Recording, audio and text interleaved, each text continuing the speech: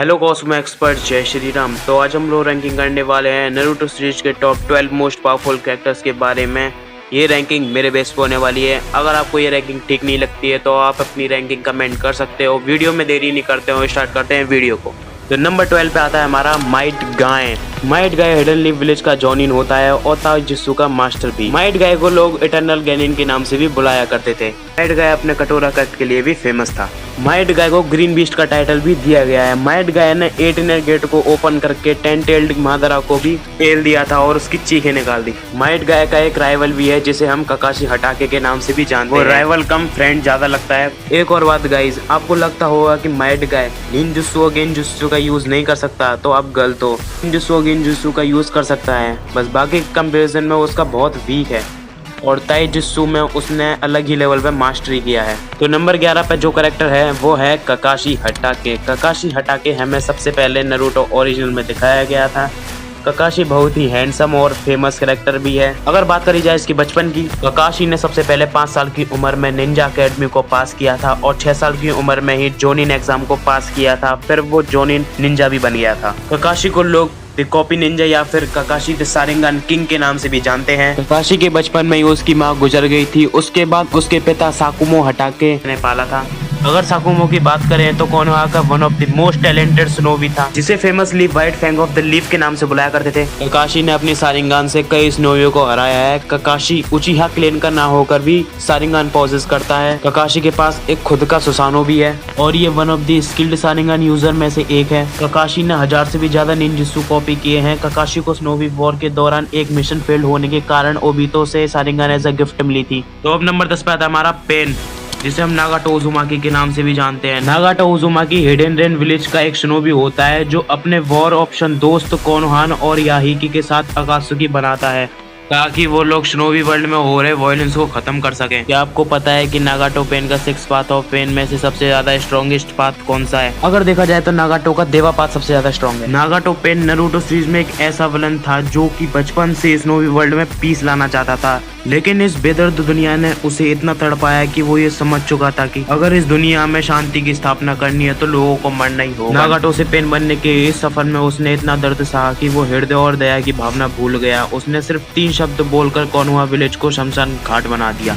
तो आते हैं नंबर 9 पे, और जो है हमारा इताची उचिहा। इताची नारुतो का एक फेमस और ताकतवर कैरेक्टर होता है। तो यार दुनिया में काफी सारे फिक्शनल कैरेक्टर आए हैं और गए हैं, लेकिन इताची उचिहा जैसा कैरेक्टर मैंने आज तक नहीं देखा जिसने सिर्फ अपने भाई और अपने लीफ विलेज के लिए जिया था। इताची ने खुद को एक विलन के रूप में दिखाया। निंजास की दुनिया में बहुत ही डोमिनेटेड क्लेन था उचिहा क्लेन, जिससे इताची उचिहा बिलोंग करता था। इताची बचपन से ही जीनियस था। सिर्फ 4 साल की उम्र में ही उसके पिता ने उसे वॉर जोन पे लाया था ताकि वो एक्सपीरियंस कर सके कि जंग कैसा होता है। इताची उचिहा नारुतो यूनिवर्स का मोस्ट पावरफुल और टैलेंटेड निंजा था और तो और पूरे उचिहा क्लेन को मारने वाला भी इताची था। बढ़ते अब नंबर 8 की ओर, जो है हमारा मास्टर जिराया। जिराया लेजेंडरी शानिन में से एक था। अगर बात करें इसके बचपन की तो ये 6 साल की उम्र में ये एकेडमी से ग्रेजुएट हो गया था। जिराया अपने आप रिवर्स समन भी कर सकता है। जिराया ने अपने लाइफ में 1839 मिशन किए हैं जिसमें से सभी सक्सेसफुल हुए हैं। क्या आपको पता है सबसे ज्यादा पेनफुल डेथ में जिराया का नाम सबसे ऊपर आता? जिराया एक ऐसा बूढ़ा बाबा था जिसे 3 बार होकागे बनने का मौका मिला पर उसने तीनों बार ही रिजेक्ट कर दिया। तो अब आगे बढ़ते हो, नंबर 7 पे हमारा Minato Namikaze. Minato Namikaze hidden leaf village का 4th होकागे रह चुका है, जिसे लीफ विलेज के सभी लोग yellow flash of the Leaf के नाम से भी जानते थे। मिनाटो अपनी जनरेशन का सबसे स्किल निंजा रहता है। नारुतो का पिता है। मिनाटो को जिराया ने ट्रेनिंग दी है। मिनाटो ने सेज मोड को मास्टर किया है। मिनाटो ने 3rd ग्रेड निंजा वॉर में 1000 से भी ज्यादा स्नोवियों को मार गिराया था। मिनाटो ने स्ट्रॉन्गेस्ट जुत्सु को भी क्रिएट किया है जिसको हम राशिंगान के नाम से जानते हैं। मिनाटो ने टेलीपोर्टेशन जुत्सु को भी मास्टर किया है और मिनाटो ने उजुमाकी क्लेन के सीलिंग जुत्सु को भी मास्टर किया है, जिससे उसने कुरामा को सील किया था। मिनाटो को यंगेस्ट होकागे का टाइटल भी मिला है। कुरामा को सील करते समय अगर वो उसके वॉर से ना मरता तो तोबिरामा संजू को भी सरपास कर देता। तो नंबर 6 हमारा सासुके उचिहा। सासुके उचिहा निकोतो और फुगाकू उचिहा का छोटा बेटा होता है और आगे चलकर अपने क्लेन का आखिरी मेंबर होता है।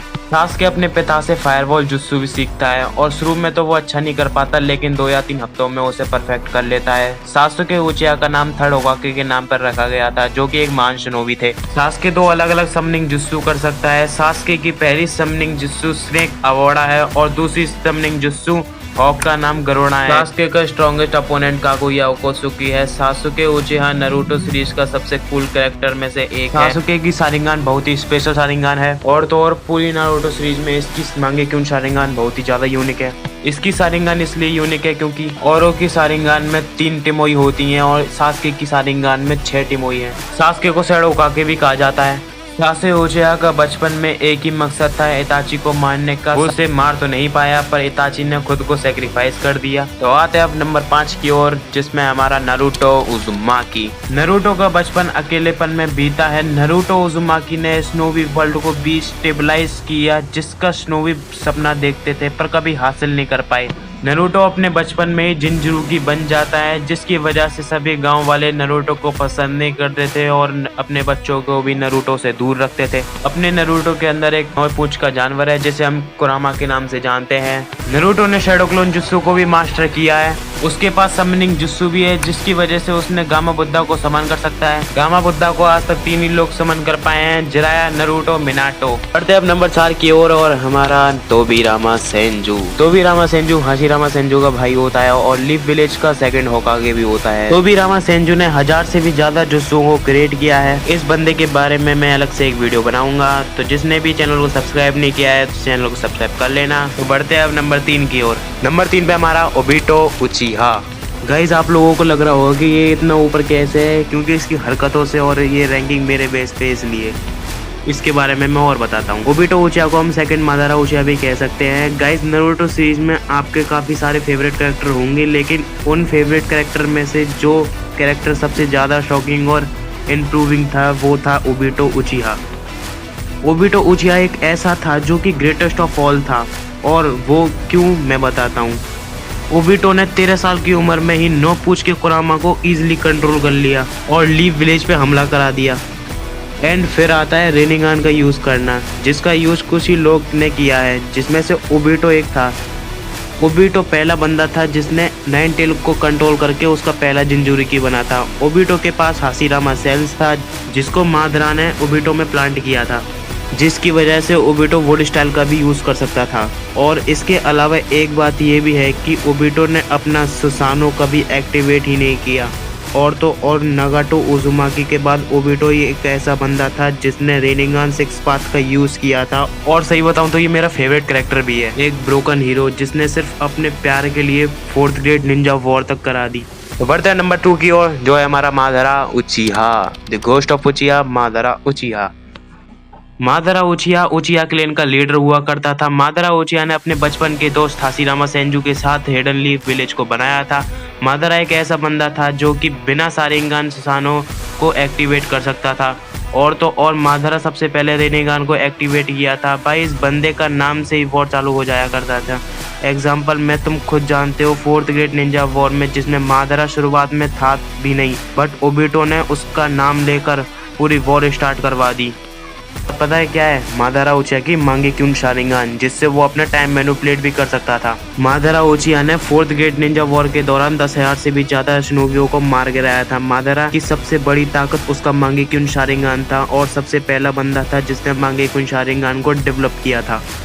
जिसने नंबर 1 की पोजीशन हासिल करी है वो है हमारा Hashirama Senju. Hashirama Senju Senju clan का मेंबर था। हाशिरामा सेंजू को द गॉड ऑफ स्नोवी भी बुलाया करते थे। हाशिरामा इतना पावरफुल था कि अपने प्राइम टाइम में वो 10 टेल्ड ओबिटो को भी टक्कर दे सकता था। इस बंदे ने मादारा उचिहा तक को 4 बारी पेला है। हाशिरामा सेंजू अपने सेज मोड को भी यूज़ कर सकता था, और आप लोग तो जानते ही हो सेज मोड कितना पावरफुल है। हाशिरामा सेंजू 2 सेवरल 1000 हैंड को भी यूज़ कर सकता था, जो कि एक परफेक्ट सुसानो और 9 टेल्ड से भी बहुत बड़ा है। हाशिरामा सेंजू अपने सीलिंग जुस्सो को भी मास्टर कर चुका है। हाशिरामा सेंजू जी 10 टेल्ड को भी रोक के रख सकता है। मादारा आखिरी बार 9 टेल्ड डीमन फॉक्स के साथ हाशिरामा से लड़ने आता है। 9 टेल्ड की पावर और हाशिरामा पकड़ने की कोशिश में काफ़ी तबाही हो जाती है, फिर भी हाशिरामा मादारा को पेल देता है। हाशिरामा सेंजू दूर से भी मेडिकल जुस्सू कर सकता था।